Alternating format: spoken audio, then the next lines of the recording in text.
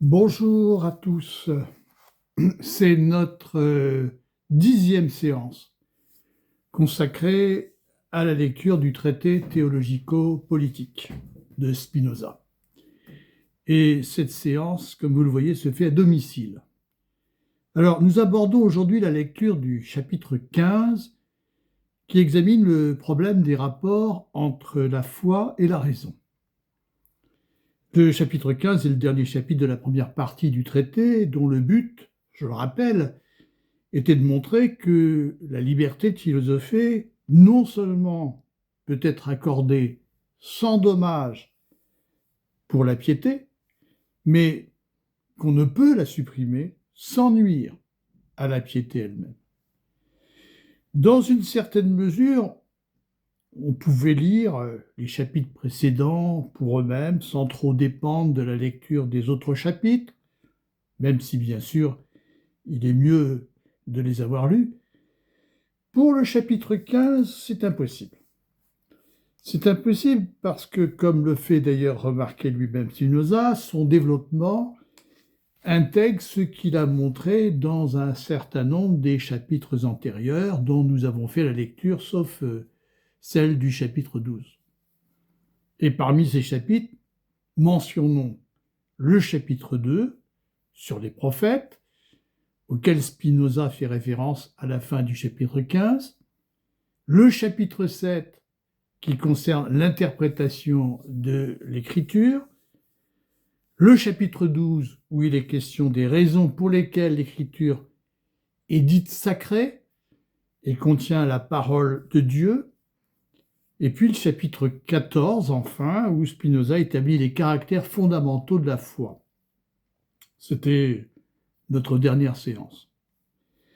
Le titre du chapitre 15 résulte d'ailleurs directement des conclusions du chapitre 14 où Spinoza a établi, en conséquence de la définition qu'il a donnée de la foi, une stricte séparation entre d'un côté la théologie qu'il identifie à la foi et puis de l'autre la raison entendue comme la raison philosophique. Alors le titre du chapitre 15 est ainsi le suivant. Je lis. Où il est montré que ni la théologie n'est la servante de la foi, pardon, je reprends tout, où il est montré que ni la théologie n'est la servante de la raison, ni la raison de la théologie, raison par laquelle nous nous persuadons de l'autorité de l'écriture sacrée. Alors par ce titre, Spinoza indique d'emblée que le problème qui était traditionnellement posé, le problème des rapports de la foi et de la raison, est en vérité un problème mal posé, quelle que soit d'ailleurs la manière dont on prétend le résoudre. C'est un problème mal posé car ceux qui le posent attribuent à la théologie le rôle d'une science, destinée à connaître la nature de Dieu et celle de son mode d'action et d'intervention sur le monde et sur les hommes, alors qu'elle est un domaine qui n'a rien à voir avec la question de la vérité, mais seulement avec la piété, et qu'elle ne saurait donc rivaliser d'une manière ou d'une autre avec la philosophie, dont la seule compétence est la recherche de la vérité. Mais pour bien comprendre l'objet et la démarche du chapitre 15, il me paraît utile et nécessaire de rappeler d'abord ce que Spinoza a montré à l'issue du chapitre 14. Spinoza écrivait, je cite, « Entre la foi ou la théologie, c'est synonyme, et la philosophie, il n'y a nul commerce, nulle parenté. » Et il expliquait ensuite qu'elles n'ont ni le même but, ni les mêmes fondements. Ainsi, le but de la philosophie est uniquement la vérité, elle repose sur des notions communes, que tout homme peut concevoir par la raison, et à partir desquelles s'exerce le raisonnement démonstratif. Le but de la théologie, qui encore une fois, je le rappelle, est synonyme de foi, le but de la théologie est tout autre. Il est tout autre que celui de la vérité. C'est uniquement l'obéissance et la piété. Et comme l'explique aussi le chapitre 14, il faut s'en souvenir, croire en Dieu, c'est obéir à Dieu.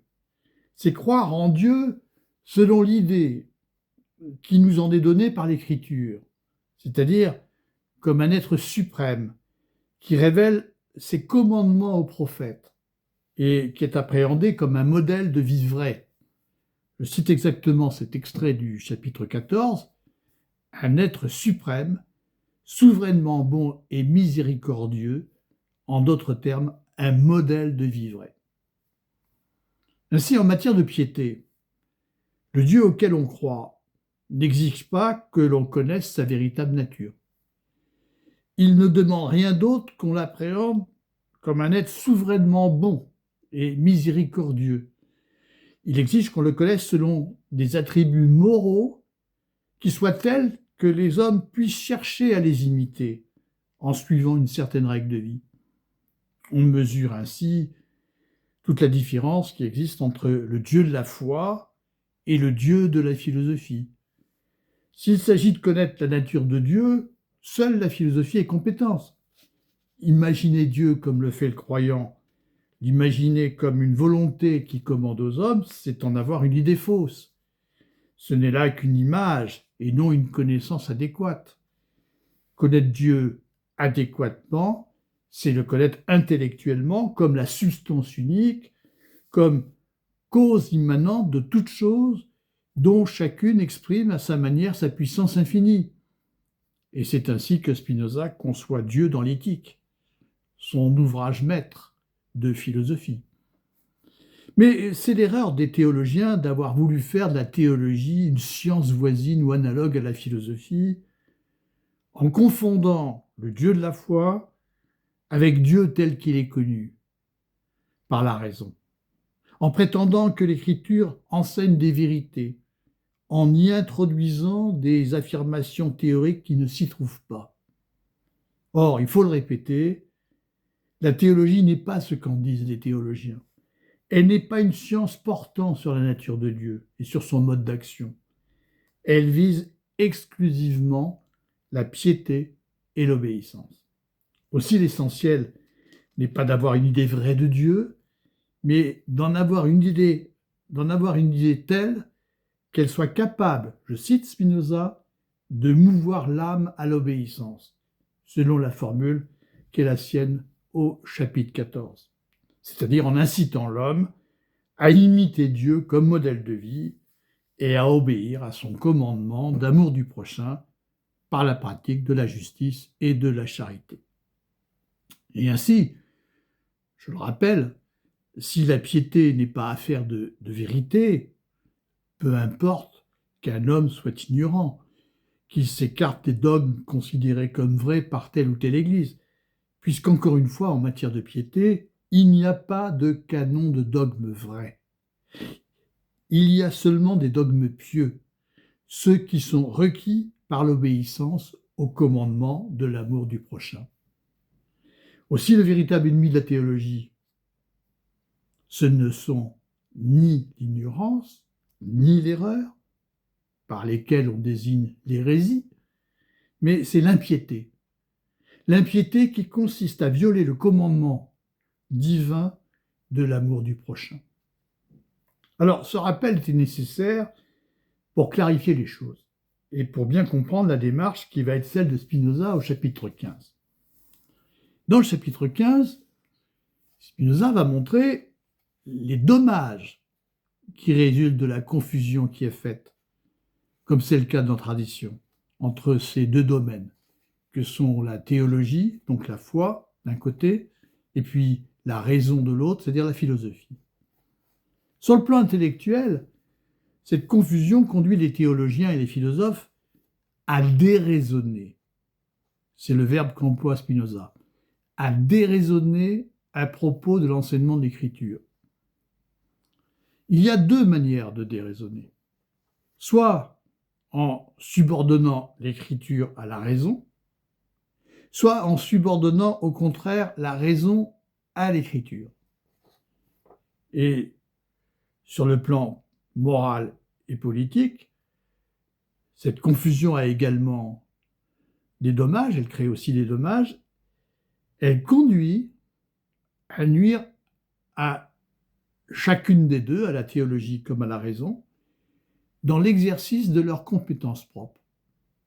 Soit il s'agit d'interdire ou de restreindre la liberté de philosopher en soumettant la raison à l'écriture, soit il s'agit de mépriser la religion, de la réduire seulement à une forme d'ignorance au nom de la raison, en ne reconnaissant pas l'utilité de l'écriture et de la révélation pour la très grande majorité des hommes qui, je cite Spinoza, sont incapables d'atteindre l'état de vertu sous la seule conduite de la raison, comme il l'écrit à la fin du chapitre 15. Entendons par la vertu ici la force d'âme. Mais voyons d'abord, ce sera notre premier moment, voyons d'abord les dommages de la confusion entre la foi et la raison, sur le plan intellectuel, c'est-à-dire entre la théologie et la philosophie.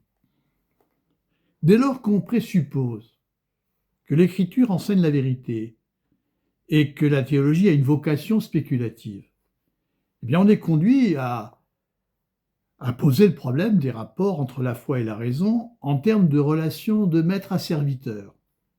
On se demande laquelle des deux, de la théologie ou de la raison, est la servante de l'autre. On entre alors dans une querelle interminable entre ceux pour qui l'écriture doit se plier à la raison et ceux pour qui, à l'inverse, la raison doit se plier à l'écriture. Et cette querelle débouche aussi sur une querelle d'autorité, puisque la question est alors de savoir qui détient l'autorité pour parler au nom de l'écriture. Alors, est-ce que ce sont les théologiens qui se réclament de l'écriture contre la raison et exigent que cette dernière se soumette à son enseignement infaillible? Ou est-ce qu'il s'agit des philosophes qui s'estiment seuls compétents pour comprendre la vérité de ce qu'elle enseigne et jugent nécessaire d'éclairer la lettre de ces passages obscurs et parfois contradictoires par une méthode allégorique? C'est, comme on l'a vu, la position du philosophe Maïmonide dans le Guide des Égarés, position qui revient à affirmer que seuls les philosophes sont infaillibles dans l'interprétation de l'écriture et à leur conférer une nouvelle autorité ecclésiastique, comme le remarque Spinoza au chapitre 7. C'est en tout cas sur le fond d'une même erreur que les uns et les autres se disputent. Comme l'écrit Spinoza, il est constant par ce qui a déjà été dit que les uns et les autres errent de toute l'étendue du ciel. C'est ce qu'il écrit au début du chapitre 15. Ne séparant pas les domaines de l'écriture et de la raison, eh bien, ils dénaturent l'une et l'autre. Et ils ignorent ce que Spinoza a montré au chapitre 7, grâce à sa méthode d'interprétation de l'écriture, à savoir, je cite, que l'écriture n'enseigne pas la philosophie, mais la piété seulement. C'est ce que dit Spinoza encore une fois au début du chapitre 15, et que tout son contenu a été adapté à la compréhension et aux opinions préconçues du vulgaire. Alors, pour présenter les protagonistes de cette querelle, Spinoza recourt aux distinctions que faisait le philosophe sceptique Sextus Empiricus, 2e, 3e siècle de notre ère, dans ses esquisses pyrrhoniennes, en mémoire du philosophe Pyrrhon, moins 4e siècle avant notre ère, qu'on peut considérer comme le fondateur de l'école sceptique. Et dans ses esquisses pyrrhoniennes, Sextus Empiricus distinguait 3 sortes de penseurs.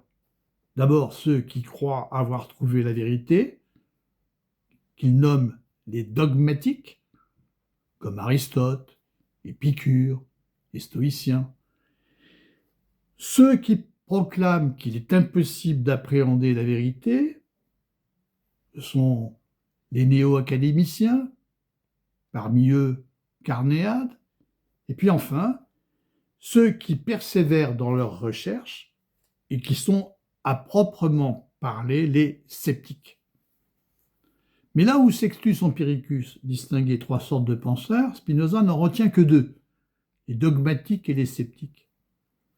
Et ceux qu'il qualifie ici au début du chapitre 15 de sceptiques, ce sont ceux qui, dit-il, nient la certitude de la raison et prétendent que la raison doit se plier à l'écriture.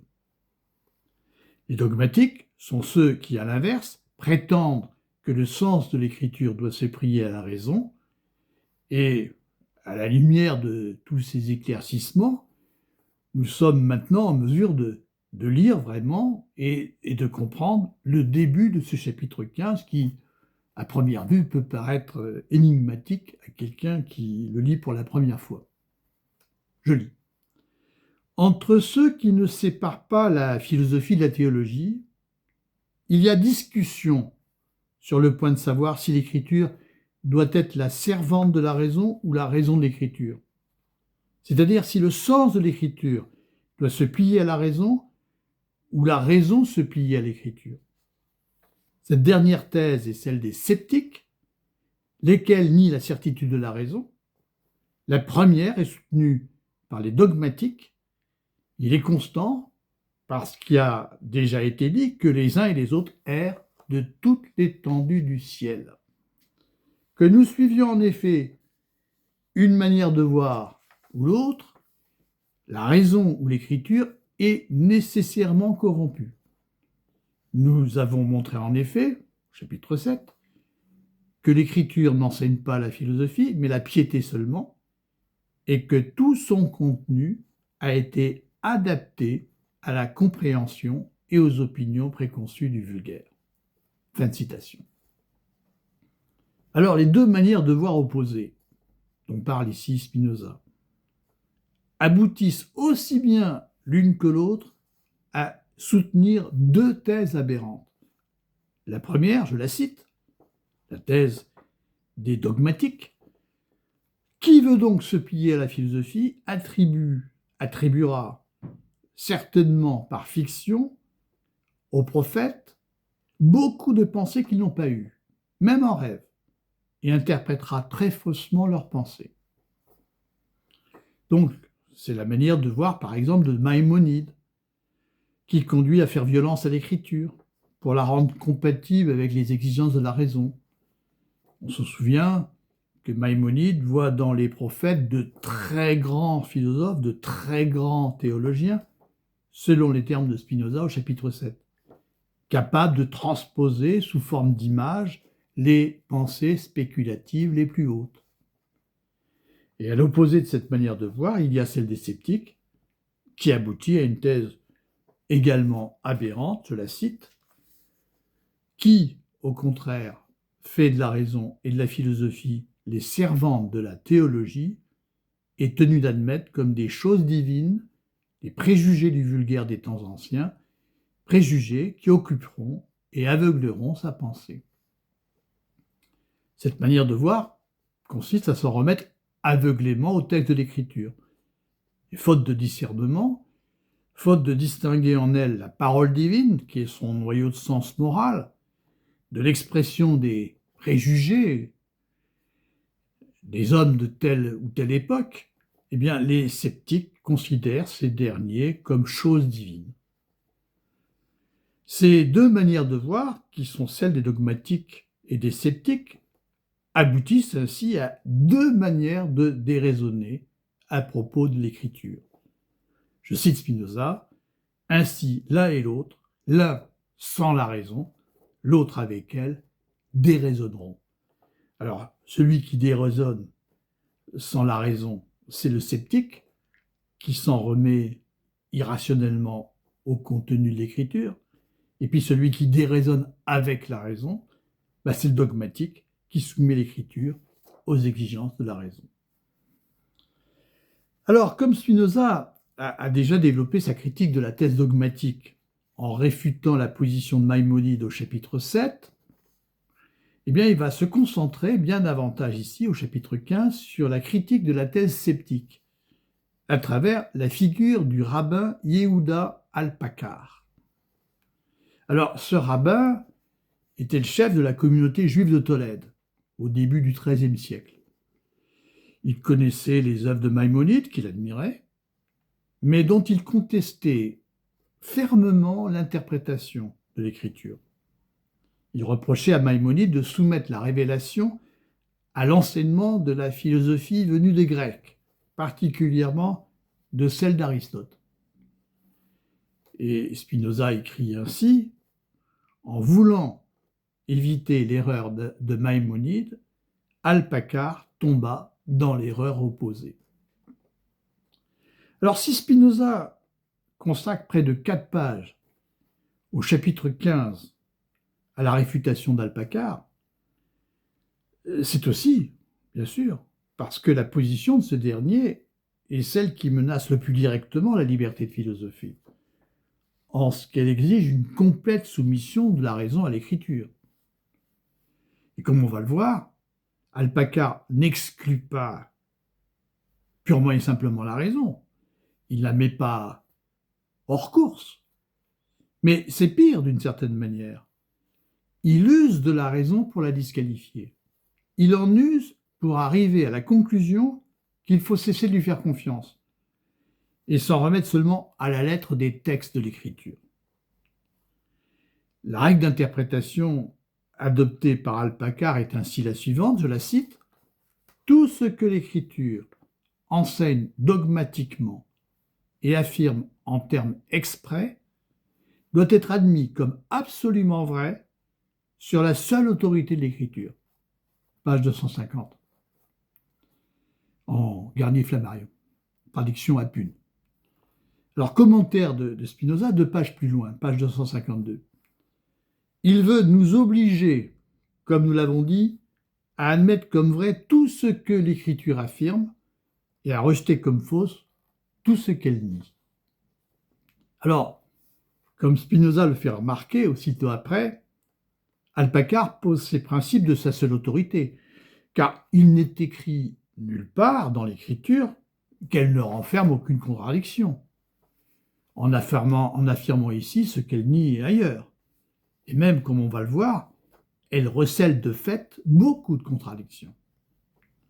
Mais si on suit Alpacar, il faut suivre rigoureusement la lettre de l'écriture.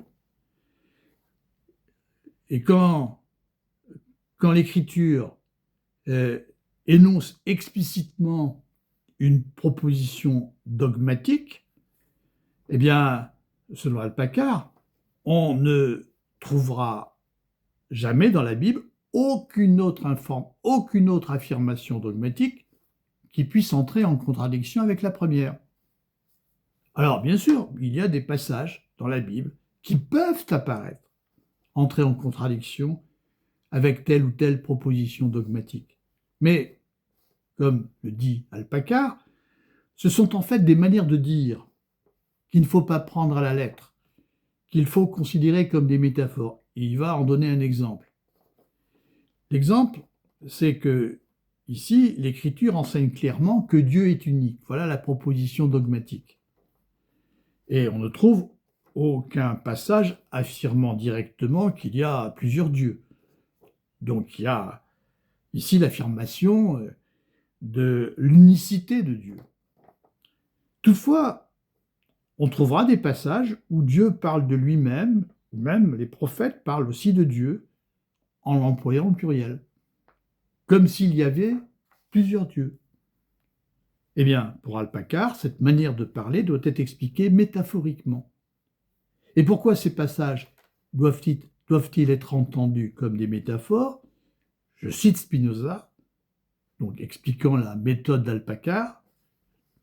Non parce que cette pluralité contredit à la raison, mais parce que l'écriture affirme directement l'unicité. Non parce que cette pluralité contredit à la raison, en l'occurrence non parce que l'affirmation de la pluralité des dieux contredit ce que la raison conçoit. Ce n'est pas pour cette raison qu'il faut interpréter ce passage comme une métaphore, mais c'est parce que l'Écriture affirme elle-même directement une unicité. Donc il faut toujours se fier à l'Écriture, et seulement à l'Écriture. Telle est la règle de lecture d'Alpacar. Donc se référer à la lettre de l'Écriture scrupuleusement. Alors, Alpacar a raison de refuser de plier l'Écriture à la raison, comme le fait Maïmonide. Et sur ce point, Spinoza lui donne raison. Il loue le souci d'Alpacar de revenir au texte. Je cite Spinoza, « Je loue son désir d'expliquer les Écritures par les Écritures. » Mais il ajoute aussitôt, « Je trouve surprenant qu'un homme doué de raison s'efforce à détruire la raison. » Et ici, il vise Alpacar. Car c'est bien à cela, comme on va le comprendre, que se ramène la méthode d'Alpacar, si on peut parler de méthode. Partant du principe que l'Écriture dit la vérité, qu'elle est en tous ses passages l'expression du Verbe divin, eh bien, la raison doit se taire et s'incliner devant elle. Pour Alpacar, il suffit d'être attentif à la lettre du texte. Or, comme le montre Spinoza, la raison est doublement requise dans l'interprétation de l'Écriture. Premièrement, d'abord pour découvrir le sens des textes et la pensée des prophètes. Je cite Spinoza. « Il est vrai, sans doute, qu'on doit expliquer l'Écriture par l'Écriture aussi longtemps qu'on peine à découvrir le sens des textes et la pensée des prophètes. » Et c'est ce que semble faire Alpacar, en tenant compte rigoureusement de la lettre des textes. Mais sa méthode ne lui permet pas d'y parvenir véritablement, car il présuppose que la Bible est un texte parfaitement homogène et cohérent, dont le sens est univoque, ce sens se confondant pour lui avec la vérité du Verbe divin. Or, comme l'écrit ici ironiquement Spinoza, Alpacar, je cite, « ne s'est point aperçu que l'Écriture se compose de livres divers, qu'elle a été écrite en temps divers, et enfin par des auteurs divers. » Car contrairement à ce que croit Alpacar, il n'y a pas d'unité et de cohérence de l'Écriture qui nous soit donnée. Il n'y a d'unité et de cohérence de l'Écriture que par le travail de départage et de discernement de la raison qui distingue en elle son noyau de sens moral, et sur ce plan, le message des prophètes est constant, la parole divine qu'ils transmettent commande l'amour du prochain. Donc ce travail de départage et de discernement de la raison qui distingue ce noyau de sens moral du reste des énoncés des divers textes de la Bible, qui, quant à eux, sont sujets à variation et à contradiction, comme l'a d'ailleurs montré, encore une fois, Spinoza au chapitre 7 du traité. Mais l'usage de la raison ne s'arrête pas là. Je cite Spinoza, c'est le deuxièmement. « Une fois que nous avons enfin trouvé le vrai sens, il faut user nécessairement de jugement et de la raison pour donner à cette pensée notre assentiment. » Fin de citation. Ainsi, après avoir établi le vrai sens des textes, la véritable pensée des prophètes, il s'agit de juger si on la reconnaît comme vraie ou comme fausse. Il s'agit de juger, comme dit Spinoza, pour donner à cette pensée notre assentiment.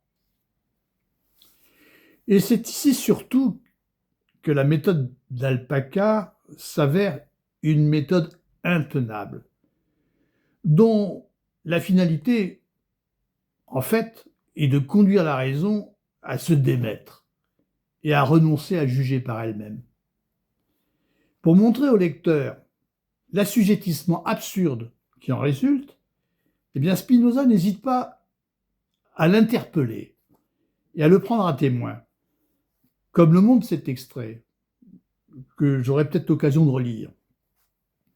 Que si la raison, en dépit de ses réclamations contre l'écriture, doit cependant lui être entièrement soumise, je le demande, devons-nous faire cette soumission parce que nous avons une raison ou sans raison et en aveugle? Si c'est sans raison, nous agissons comme des insensés et sans jugement. Si c'est avec une raison, c'est donc par le seul commandement de la raison que nous adhérons à l'écriture.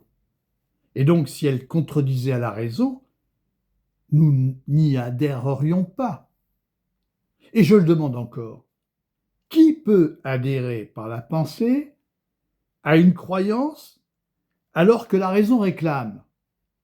Qu'est-ce en effet que nier quelque chose dans sa pensée, sinon satisfaire à une réclamation de la raison? Fin de citation. Ainsi, nous sommes placés devant l'alternative suivante. Ou sans raison, ou avec la raison. Le problème étant de savoir comment on pourrait décider de soumettre la raison à l'écriture quand celle-ci se trouve en contradiction avec ce que la raison enseigne. Soit on se soumet sans raison à une révélation contraire à la raison, on s'en remet aveuglément à la lettre des Écritures, au risque de prendre pour révélation n'importe quel délire prétendument prophétique. Mais alors on agit comme des insensés, sans jugement. Soit on se soumet avec une raison, et c'est plutôt ce que fait Alpacar. Alpacar raisonne. On se soumet avec la raison à une révélation contraire à la raison. On use de la raison pour récuser la raison et conclure qu'elle doit se taire.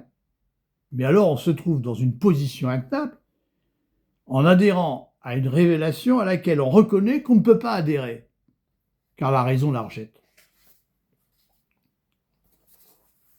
Spinoza insiste. Et je le demande encore, qui peut adhérer par la pensée à une croyance alors que la raison réclame, alors que la raison regimbe, alors qu'elle ne peut pas donner son accord à cette croyance? Or, c'est bien là la méthode, je mets des guillemets, la méthode d'Alpacar, qui consiste à conduire la raison à se soumettre à ce qu'elle ne peut pourtant pas admettre. Alpacar fait ainsi partie de ces théologiens dont Spinoza écrit plus loin, page 257, qu'ils appellent la raison au secours pour la mettre elle-même à la porte, et cherchent une raison certaine de la rendre incertaine. Et comme on va le voir à partir de quelques exemples, il aborde l'écriture d'une manière telle qu'il place la raison devant des conséquences absurdes, et peut alors conclure qu'elle est méprisable, qu'elle ne peut pas juger, pour finalement s'incliner aveuglément devant les textes de l'écriture. Alors voyons quelques-uns de ces exemples, qui illustrent les conséquences absurdes auxquelles aboutit la méthode d'Alpacar. Premier exemple. L'Écriture affirme, dans le Décalogue, dans l'Exode, que Dieu est jaloux. Or, cela contredit à la raison, souligne Spinoza. C'est incompatible avec ce que la raison conçoit. Mais si on suit Alpacar, je cite, « Il faudra, malgré la réclamation de la raison, poser que cela est vrai, et même s'il se trouve dans l'Écriture des passages impliquant que Dieu n'est pas jaloux, les expliquer comme des métaphores de façon qu'il semble ne rien impliquer de tel. » Deuxième exemple. L'Écriture dit expressément que Dieu est descendu sur le mont Sinaï, dans l'Exode. Et puisqu'elle le dit, il faudra, dit Spinoza, il faudra donc admettre la vérité de ce mouvement, selon la méthode d'Alpacar. Alors que c'est là une affirmation contraire à ce que la raison conçoit. à ce que la raison conçoit de Dieu, et aussi d'ailleurs à ce que l'Écriture enseigne par ailleurs par la bouche du roi Salomon.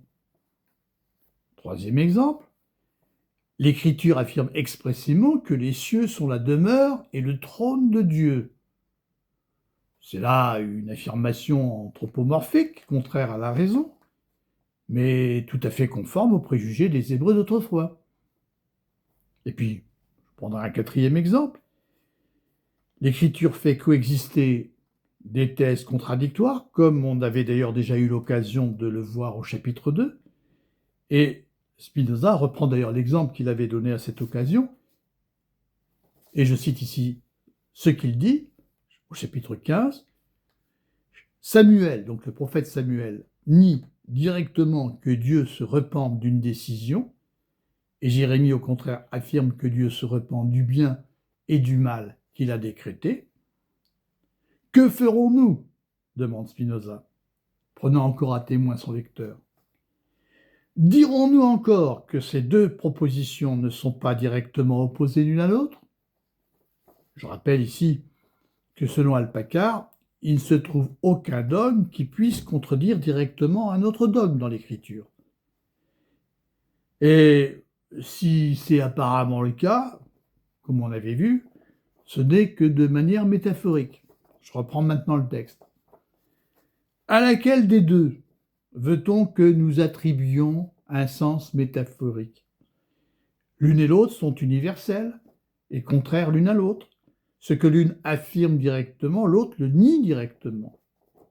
Conclusion de Spinoza, Alpacar, il sera donc, par sa règle, tenu d'admettre la vérité de la première et en même temps de la rejeter comme fausse. On mesure ici à quelles absurdités la méthode d'Alpacar aboutit. Et dans la mesure où Alpacar affirme que l'écriture est vraie, quelle que soit la diversité de ses textes dans toutes ses affirmations, eh bien, il se heurte en pratique aux multiples contradictions qu'elle contient et qui résultent, nous le savons, des opinions diverses et parfois opposées des prophètes, à propos notamment des questions d'ordre spéculatif, comme celle du mode d'action de Dieu. Mais Spinoza ne souligne pas seulement les conséquences absurdes auxquelles aboutit la méthode de lecture d'Alpacar, il dénonce aussi et surtout la condamnation de la raison que ce dernier prétend en tirer. Et là, ce passage est important. Je le lis. Je ne peux donc assez m'étonner que l'on veuille soumettre la raison, ce plus grand des dons, cette lumière divine, à la lettre morte que la malice humaine a pu falsifier. Que l'on puisse croire qu'il n'y a pas crime à parler indignement contre la raison, cette charte attestant vraiment la parole de Dieu, à la prétendre corrompue, aveugle et perdue, alors qu'ayant fait une idole de ce qui n'est que la lettre et l'image de la parole divine, on tiendrait pour le pire des crimes une supposition semblable à son égard. Fin de citation. Alors, ce passage important exige bien sûr qu'on en explique et qu'on en pèse tous les termes, et c'est ce que nous allons essayer de faire. Mais pour le comprendre, il faut d'abord se souvenir de la question que posait Spinoza auparavant avec insistance. Je la rappelle. Et je le demande encore, qui peut adhérer à une croyance alors que la raison réclame ? Pour le dire autrement, comment notre esprit peut-il donner son adhésion à une croyance contraire à la raison ? Eh bien, c'est ce que prétend justement faire Alpacar, en donnant, comme le dit plus loin Spinoza, un congé définitif à la raison, après l'avoir incriminée, après l'avoir déclarée corrompue, aveugle et perdue, et en prétendant par là faire preuve de piété et sauver la foi en condamnant la raison. Or, justement, Spinoza lui rétorque que c'est tout au contraire faire preuve d'impiété que de condamner ainsi la raison, qui est, je cite Spinoza, le plus grand des dons. cette lumière divine, sans laquelle la foi n'est qu'une croyance aveugle. Que sont en effet les textes de l'Écriture, indépendamment de l'usage de la raison, si ce n'est une lettre morte, qu'on risque d'interpréter faussement, faute de discernement, en se laissant égarer par les falsifications que leur a fait subir la malice humaine. L'usage de la raison est indispensable pour transformer la lettre morte du texte écrit, en la parole vivante de Dieu. Pour reprendre les termes ici de Spinoza, pour attester vraiment de cette parole et lui donner notre assentiment. Et comme l'écrivait Spinoza au chapitre 12, sans la possibilité de juger que donne la raison aux hommes, bien le texte de l'Écriture n'est que du papier noirci au lieu de la parole divine. Et dans ce chapitre, Spinoza écrivait encore, je cite, « Rien n'est pris en soi et absolument, sacré ou profane, mais seulement par rapport à la pensée. »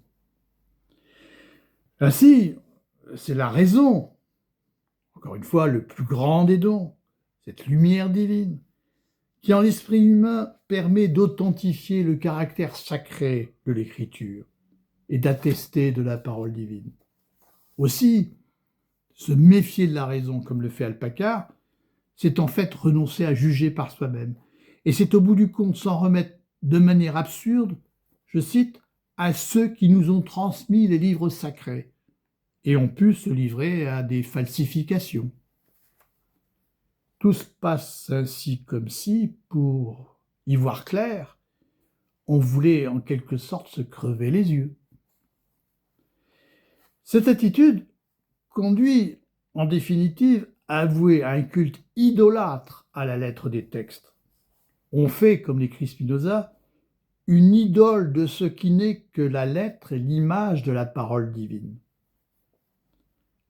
Aussi, ainsi, on ne se soumet pas à l'écriture parce qu'on en reconnaît vraiment l'autorité, on s'y soumet seulement par une vénération craintive à l'égard de sa lettre. Peut-on alors vraiment parler de religion et de foi? N'est-ce pas purement et simplement de la superstition?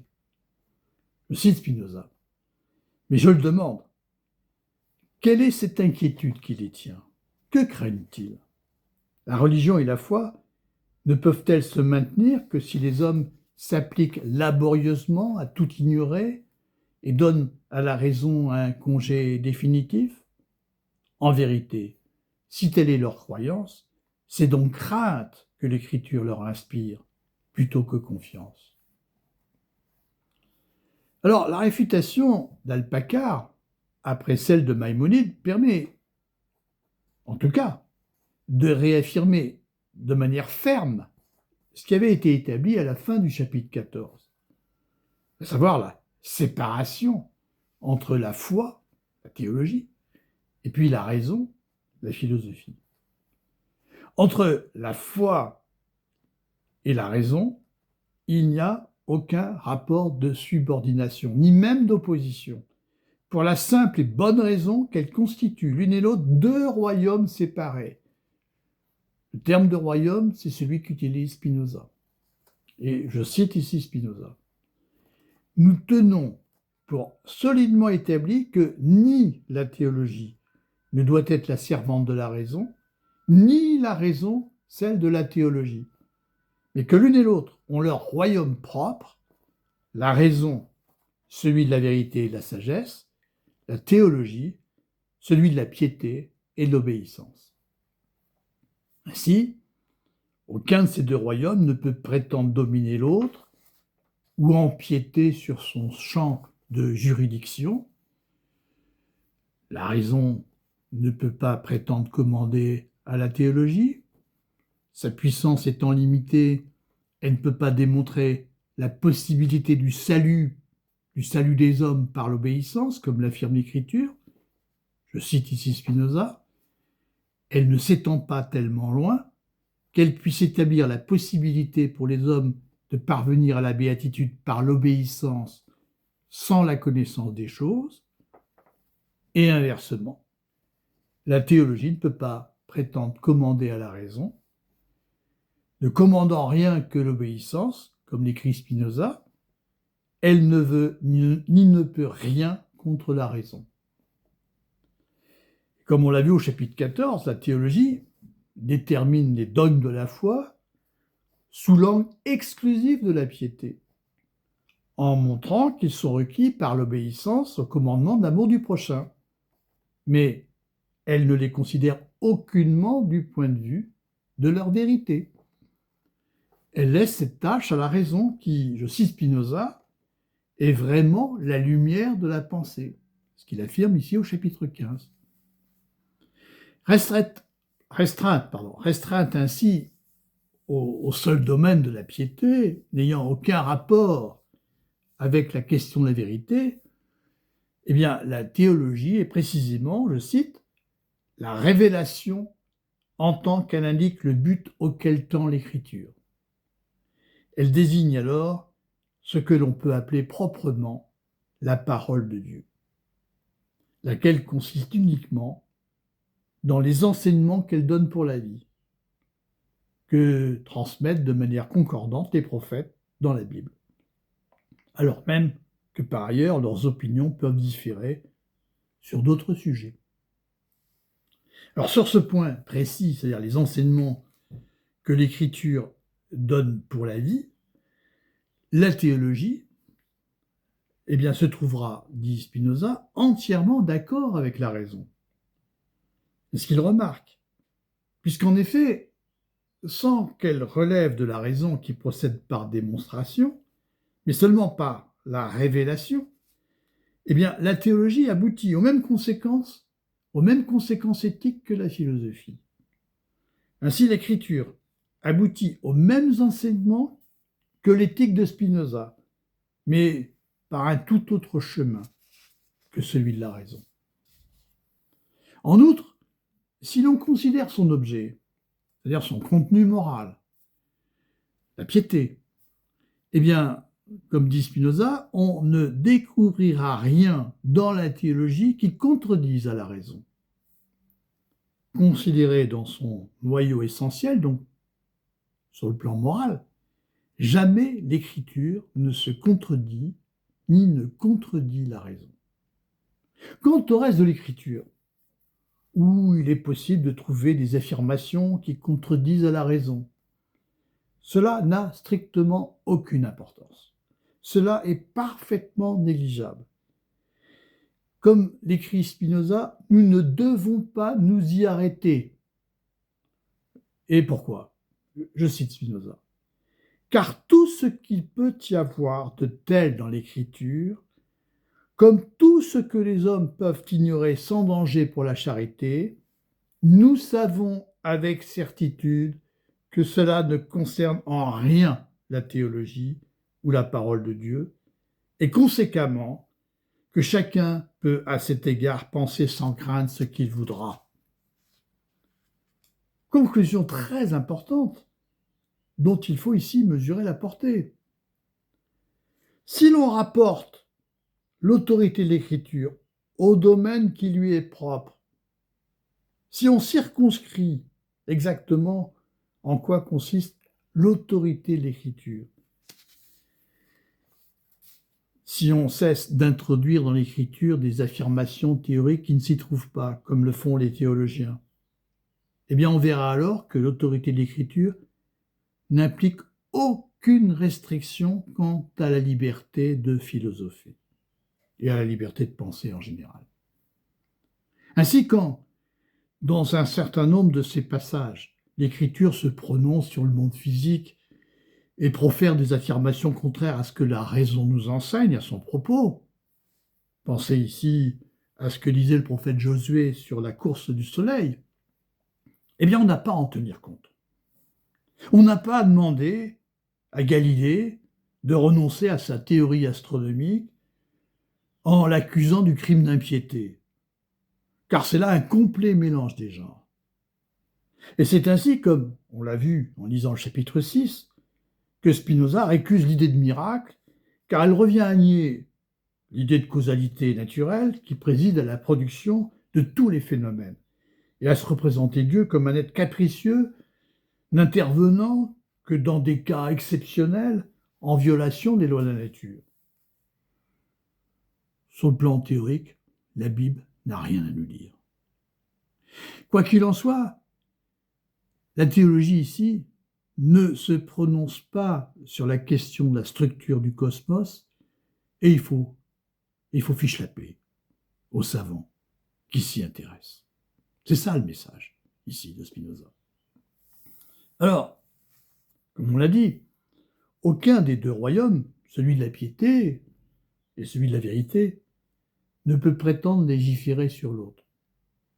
Et s'il est clair que la religion ne peut prétendre régir la raison et lui fixer des limites dans son champ d'investigation, c'est vrai aussi de la raison, qu'il ne peut pas prétendre exercer son empire sur la religion, car elle est incapable, étant donné ses limites, je cite, de démontrer la vérité ou la fausseté du principe fondamental de la théologie, celui qui est enseigné par l'Écriture, selon lequel les hommes sont sauvés par l'obéissance à Dieu. Alors, c'est ici toutefois une conclusion qui ne peut manquer de susciter l'étonnement. Comment Spinoza, le grand rationaliste, peut-il énoncer ce genre de conclusion, est-on tenté de dire? Alors, s'il est vrai que la puissance de notre raison est limitée, et ne peut démontrer le dogme fondamental de la théologie, tel qu'il est enseigné par l'Écriture, comment justifier alors qu'on y adhère?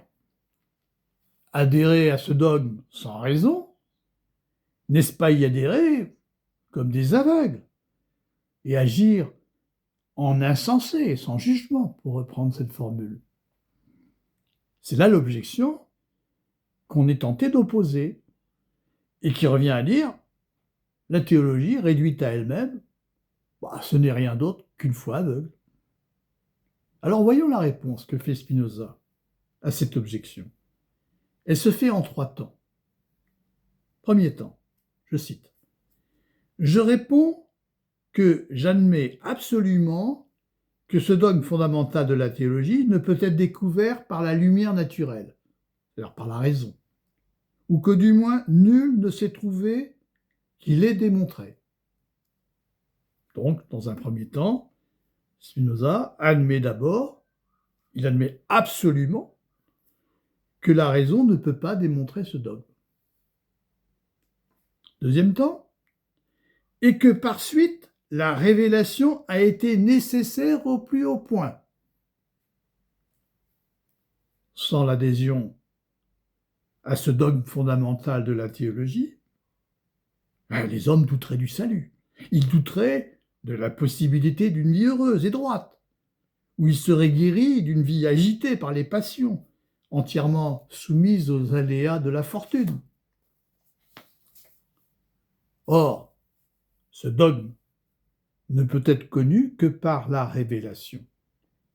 La révélation a donc été au plus haut point nécessaire.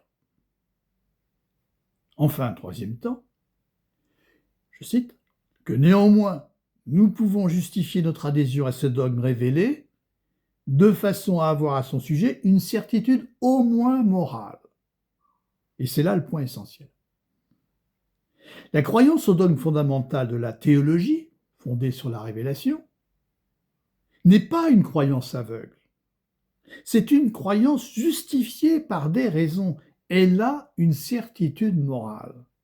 Ainsi, si elle ne peut pas être démontrée, elle n'en est pas moins justifiée. Elle n'est pas une croyance sans raison. Évidemment, pour être bien compris, cette réponse exige qu'on distingue ici 2 usages de la raison. Un usage démonstratif, qui est celui des mathématiques, qui est aussi celui de la philosophie, qui démontre ses propositions, comme le fait Spinoza dans l'Éthique. Cet usage vise une certitude mathématique, qui est une certitude absolue. Mais il y a un autre usage de la raison, qui n'est pas démonstratif, par lequel elle produit seulement des arguments qui lui permettent d'exercer un discernement et lui donnent les moyens de donner son assentiment. C'est cet usage qui est mis en œuvre dans la méthode d'interprétation d'écriture élaborée par Spinoza au chapitre 7 et qui lui permet d'en discerner le véritable sens et d'établir sa véritable autorité. Ce deuxième usage de la raison ne donne pas lieu à une certitude mathématique, mais à une certitude morale. Alors la certitude morale, c'est une certitude de niveau inférieur par rapport à la certitude mathématique. C'est une certitude, disons, qui n'est pas infaillible. Mais c'est une certitude qui s'appuie sur des raisons. On a des raisons de croire au dogme fondamental de la théologie. Et ici, Spinoza, je dirais, ne se contente pas d'une réponse qu'on pourrait considérer comme défensive. Il va plus loin. Il ne montre pas seulement que la croyance au dogme fondamental de la théologie est une croyance justifiée, il montre aussi que c'est à nouveau confondre les domaines de la théologie et de la raison que de prétendre établir le dogme de la théologie par des démonstrations. Une telle attitude revient en fait à idolâtrer la raison en lui prêtant une puissance absolue au lieu de reconnaître ses limites. Je cite Spinoza, « C'est se tromper totalement que de vouloir établir l'autorité de l'écriture par des démonstrations mathématiques. L'autorité de la Bible dépend en effet de l'autorité des prophètes. Elle ne peut donc pas être démontrée par des arguments plus forts que ceux dont les prophètes avaient accoutumé d'user pour établir leur autorité dans l'esprit du peuple, et même notre certitude à ce sujet ne peut reposer sur aucun autre fondement que celui sur lequel les prophètes fondaient leur propre certitude et leur autorité. » Fin de citation.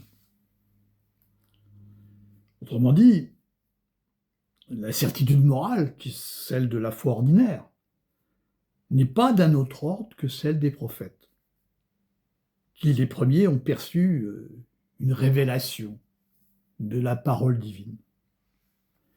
Et Spinoza rappelle ici les trois fondements sur lesquels reposait la certitude morale des prophètes.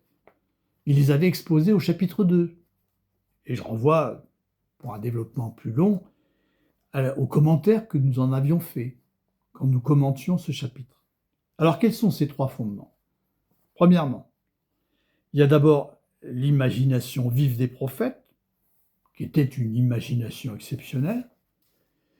Il y a ensuite un signe extérieur qui permet de confirmer la parole entendue ou la vision reçue à travers l'imagination des prophètes. Peut-être un miracle, par exemple. Et puis il y a enfin et surtout l'âme encline au juste et au bon, qui était celle des prophètes et qui leur valait d'être reconnus comme des hommes d'une grande moralité, d'une grande piété par le peuple auquel ils s'adressaient. Et c'était grâce surtout à cette dernière qualité qu'ils étaient persuasifs. Eh bien, l'imagination vive étant le privilège des prophètes, la foi ordinaire se fondera seulement sur les deux autres fondements, c'est-à-dire sur le signe et l'inclination au bien. Et c'est bien ce que signifie la Bible aux hommes. Les raisons de croire à la parole divine résultent de la convergence du signe et puis de l'inclination au bien. Le signe confirmant par l'expérience la doctrine de justice et de charité qui est présentée à travers les prophéties des prophètes. Et Spinoza peut écrire ainsi, je cite, « Nous aussi sommes donc tenus de croire à l'Écriture, c'est-à-dire aux prophètes eux-mêmes, pour cette même cause seulement, c'est-à-dire à raison de leur doctrine confirmée par des signes. » Si donc la raison ne peut démontrer rationnellement l'enseignement de l'Écriture, elle peut montrer, en revanche, qu'il est bon de le suivre. par des arguments qui emportent une certitude morale. Comme ceux, par exemple, que donne Spinoza dans cet extrait qui se trouve au bas de la page 256. Et je cite ce passage. Ainsi, bien que le dogme fondamental de toute la théologie et de l'écriture ne puisse être établi par une démonstration mathématique, l'adhésion que nous y donnons est cependant tout à fait justifiée. Il y aurait des raisons, en vérité, à ne pas vouloir accepter un dogme confirmé par les témoignages de tant de prophètes, et d'où ceux qui, par la raison, ne s'élèvent pas très haut, tirent tant de consolation. Un dogme qui a pour l'état des conséquences d'une utilité non médiocre et auquel nous pouvons adhérer absolument sans péril ni dommage.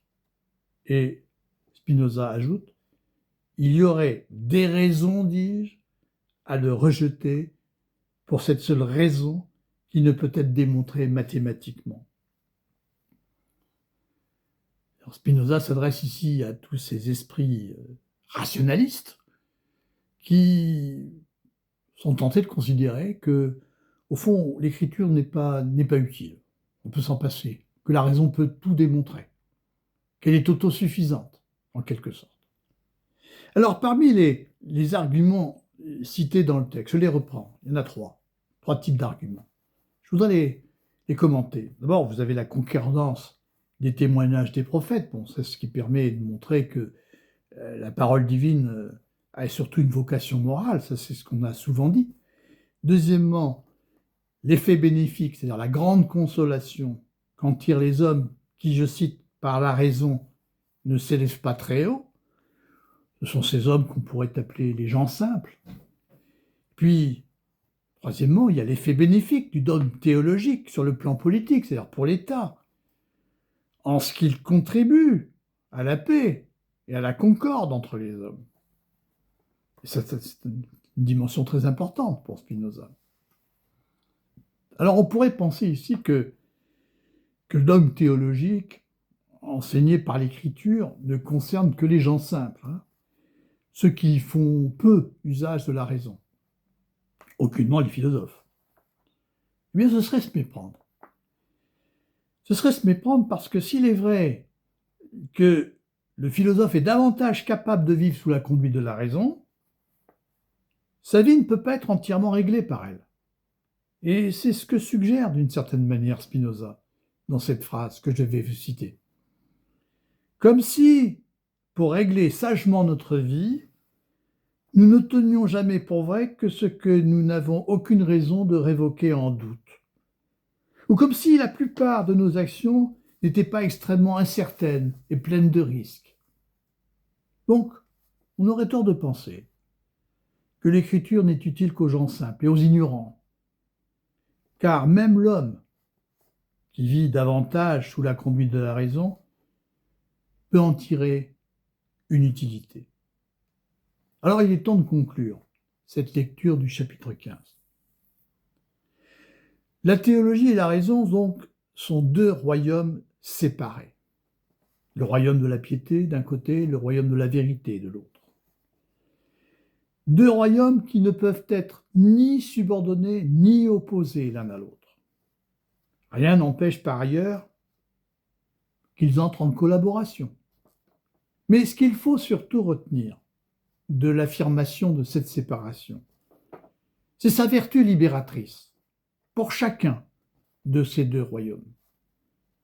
Elle permet d'abord de libérer la raison et la philosophie de toute soumission à la religion et à la foi, comme on l'a vu, qui consisterait à alléguer contre elle l'autorité de l'écriture. Et ceux qui veulent placer la raison sous tutelle, ce sont en règle générale ces théologiens irrationalistes qui prétendent avoir accès à l'écriture par la lumière surnaturelle de l'Esprit Saint, alors qu'en réalité, ils sont inspirés par des passions très humaines, comme l'ambition et le souci de dominer les autres hommes. L'invocation de l'Esprit Saint en leur faveur n'est en réalité qu'une supercherie, comme le suggère Spinoza d'ailleurs à la fin du chapitre 15. L'affirmation de la séparation de la théologie et de la raison ne permet pas seulement de libérer la raison et la philosophie de toute tutelle religieuse, elle permet aussi de libérer la religion elle-même, donc la théologie au sens strict. Elle la libère d'abord de toute perversion théologique, qui consiste à introduire dans l'écriture des affirmations théoriques qui ne s'y trouvent pas, à prétendre ainsi que l'écriture enseigne des vérités, et qui revient encore une fois à confondre la question de la piété avec celle de la vérité. Or, la religion en elle-même n'impose aucun carcan à la raison. Elle commande seulement l'amour du prochain. Mais c'est sa perversion en savoir théologique qui fait d'elle un danger et un ennemi pour la raison. Et c'est encore une fois la confusion des genres qui aboutit à transformer la religion en instrument d'oppression. Alors l'affirmation de la séparation des domaines de la théologie et de la raison permet encore de libérer la religion de toute domination par la raison, qui prétendrait en démontrer les dogmes et conduirait à la rejeter au fond purement et simplement comme une forme d'infantilisme, comme une forme d'infantilisme pour les ignorants, comme une forme d'aliénation. Libérer la religion de toute prétention hégémonique de la raison exige qu'on admette que cette dernière est limitée, qu'elle est impuissante à démontrer ce qui est de l'ordre de la révélation, et qu'on reconnaisse l'utilité et la nécessité de l'écriture pour la très grande majorité des hommes. Et je conclurai ainsi cette séance par la citation du propos final de Spinoza dans le chapitre 15, que je vous lis maintenant. Je tiens maintenant, avant de poursuivre, à faire observer, en ce qui concerne l'utilité ou la nécessité de l'écriture sacrée ou de la révélation, que je les tiens pour très grandes. Donc, contrairement à ce qu'on pense, Spinoza n'est pas un ennemi de la religion. C'est un ennemi de la superstition, pas la même chose, ou de la perversion théologique de la religion. Je poursuis ma lecture. Puisqu'en effet, nous ne pouvons, par la lumière naturelle, percevoir que la simple obéissance est une voie de salut. Je reprends. Puisqu'en effet, nous ne pouvons, par la lumière naturelle, percevoir que la simple obéissance est une voie de salut, mais que seule la révélation enseigne que cela est, par une grâce singulière que la raison ne peut expliquer, on voit par là que l'Écriture a apporté aux hommes une très grande consolation. Car tous peuvent obéir, et seule une partie comparativement très petite du genre humain atteint l'état de vertu sous la conduite de la raison. Il parle ici bien sûr des philosophes, et encore, s'ils y parviennent. Si donc nous n'avions pas le témoignage de l'Écriture, nous douterions du salut de presque tous. Voilà, je vous remercie et je vous dis à très bientôt.